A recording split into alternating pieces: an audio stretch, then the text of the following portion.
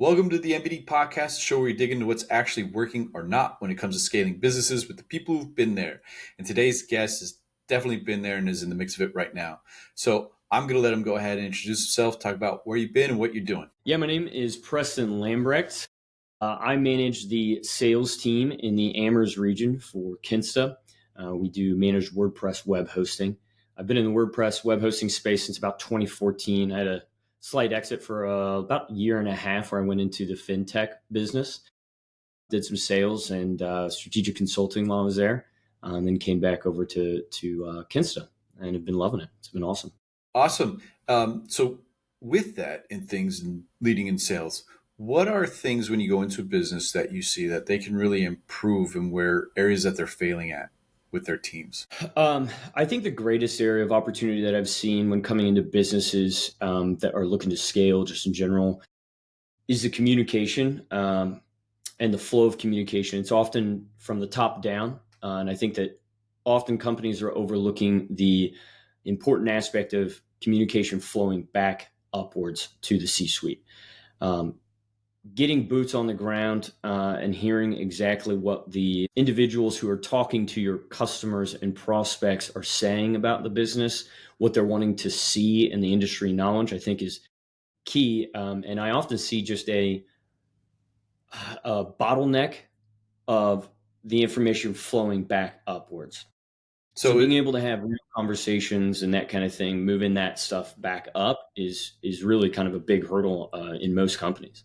Yeah, in a way, it's kind of managing up. So what success and tools have you found in being able to help C-suite get more of that information that's being heard at that level? Yeah, so I think one of the best ways to do that is to figure out, one is to kind of game plan with your leader, whoever that is directly above you, on how can I present information or get the information that the C-suite needs to be able to make the most educated decision, right? They're leading the business, and having the key points of information to be able to make those decisions is very important. So what are they looking for? What are we seeking as a business? What's our goal, first off, and then kind of working backwards?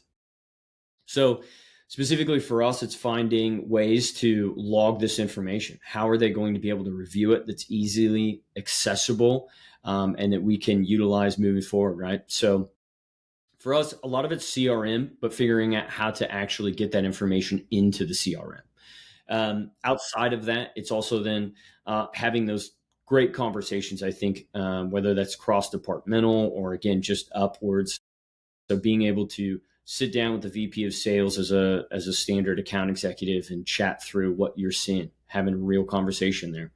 And then just being, as a leader in sales, whether it's your sales manager like myself, VP of sales or chief sales officer, chief revenue officer, it's just the willingness to be to listen, active listening. I think we kind of have lost out on that in a lot of ways. We listen to respond rather than necessarily listen to understand, right? So taking that in, gathering that information, filtering it out, and then deciding, hey, let's figure out how we can make this an asset to the company.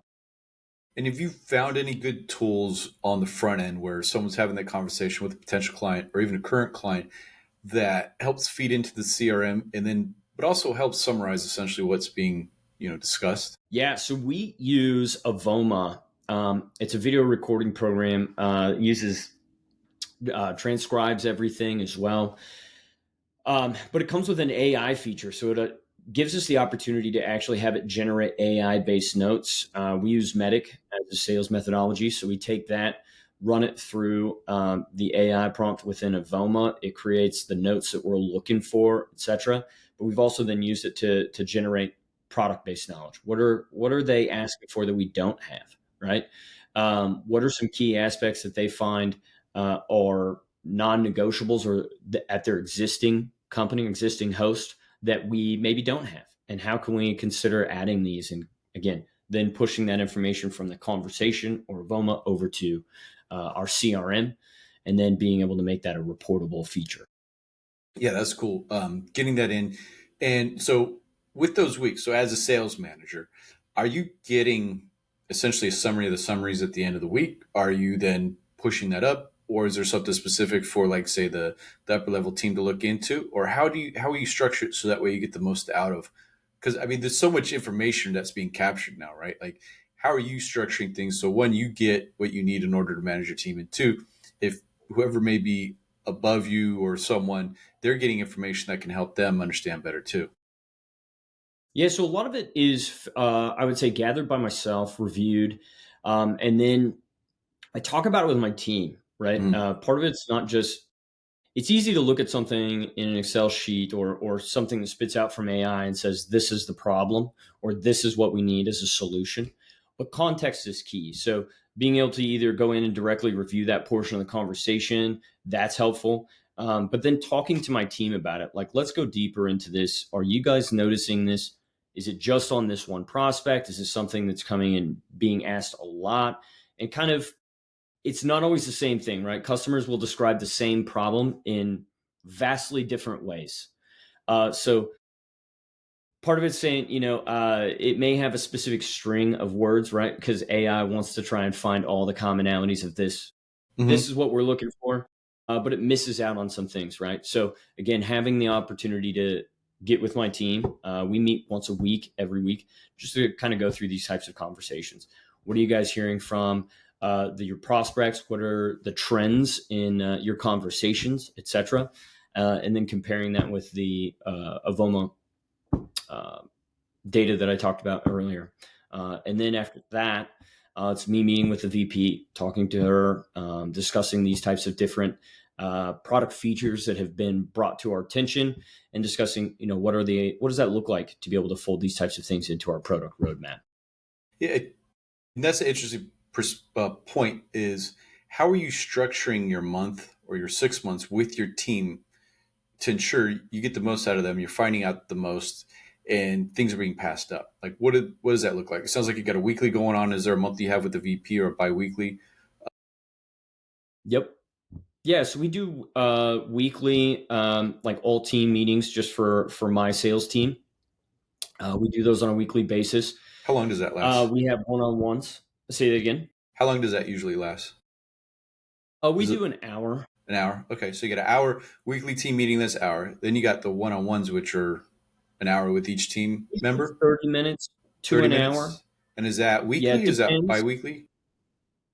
Some are weekly and some are biweekly. So I Okay. give my account executives the opportunity to determine how much they want to meet, Yeah. or how often they want to meet.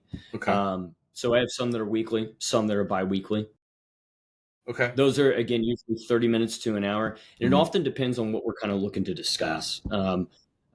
Oftentimes we're discussing active deals, open deals, things that we're trying to get closed this month, right? What we're trying to get across the line, and strategize on how we can make those things happen. Hmm.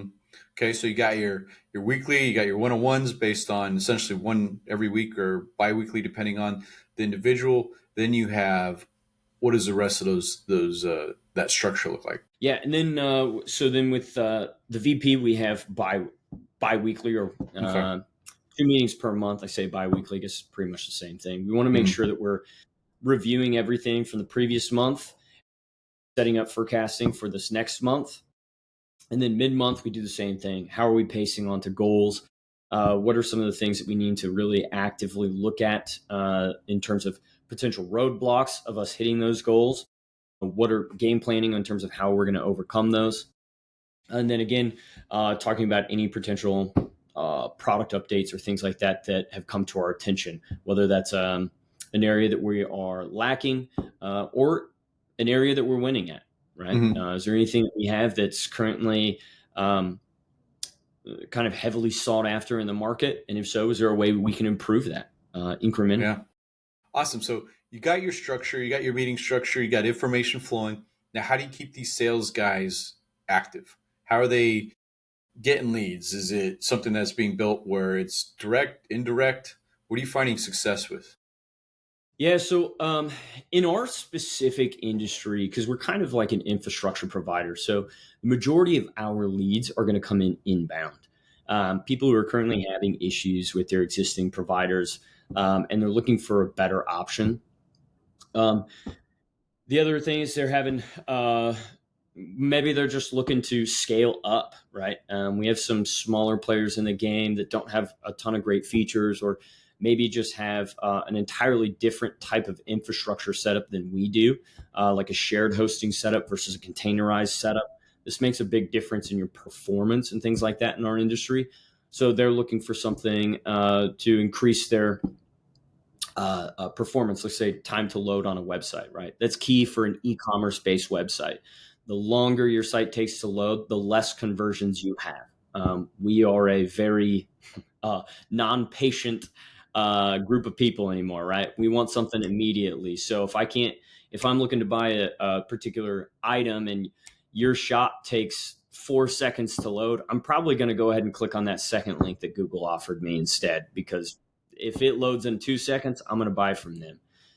That perception of quality. I talk about that a lot to my team, this idea of perception of quality. So yeah, I think it's kind of a multitude of factors there on that. Well, do they know how lucky they are that they're working primarily with inbound leads? Yeah. Oh, 100%. I tell them a lot.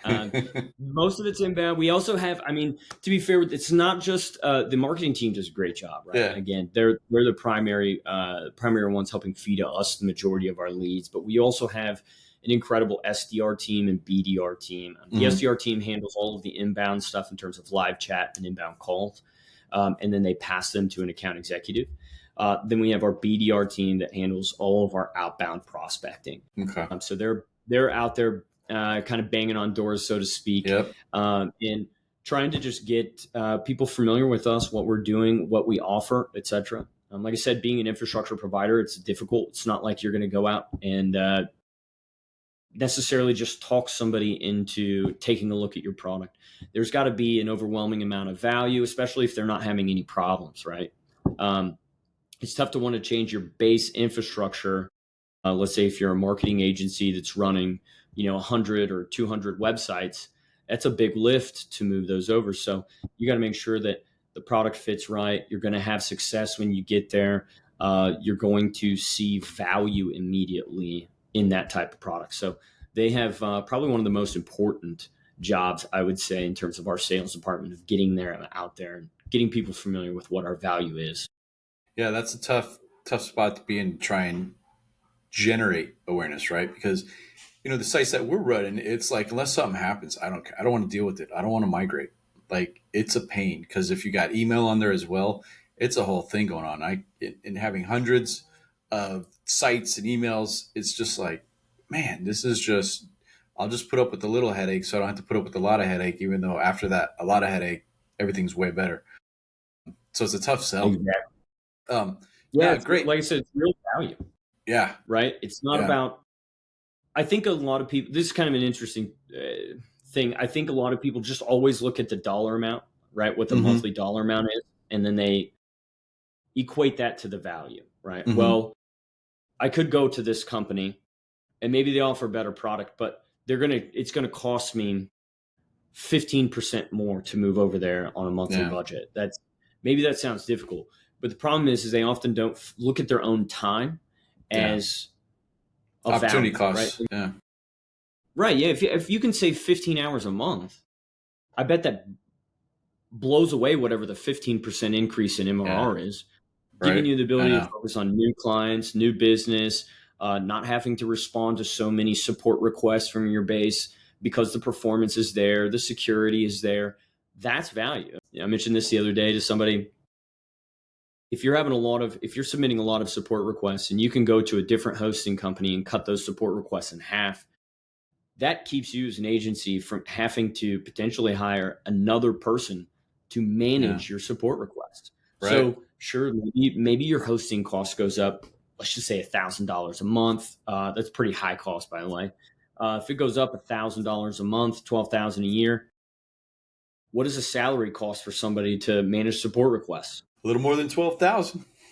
Exactly. So the value is vastly different, right? Like, I mean, and that's really a key factor in it, is like helping people understand exactly what the value is of your product, not just what the cost of your product is. Yeah, and that's a big differential point for everyone who's trying to sell a service, is like, what solution do you what solution do you provide, and what is the cost savings of that solution? Because you may see an increase here, but it's huge over there. Awesome. So if someone's listening trying to scale right now, what's one piece of advice you wish you had earlier? I would say, honestly, find a way to just get on the exact same page with your leadership. What are you guys looking to do scale? What do you mean by scale, right? What does growth look like? If we're going to get a number 20, 15, 10% in growth, what does that growth look like? How do we intend on achieving that? Is it just increasing sales numbers? Is it increasing headcount in sales to achieve that? Is it generating new product or something that we can package with a cost that we can increase that? Um, Being on the same page is pivotal, because if you guys aren't all rowing in the same direction, you are going to have a very difficult time uh, getting everybody excited about what you're doing, because you're going to have confusion. Yeah. Scaling is difficult, it's complicated, and you have to be, I would say, diligent in understanding exactly what you're trying to accomplish and make sure that everybody's bought into that. Yeah. Yeah. And if upper leadership hasn't bought in, everyone below them is not going to either. Exactly. Exactly. Awesome. Well, where can people connect with you or learn more about what you're doing? I'm really not super active out there on the socials or anything. LinkedIn's going to be the best place. Would love to connect with you guys out there. Feel free to shoot me a DM if you guys have any questions or want to talk about anything that we've discussed here. But LinkedIn would definitely be the best place to find me. Awesome. Well, thank you for taking the time today. Same, Jason. This was awesome. Thank you for your time. Awesome. All right, buddy.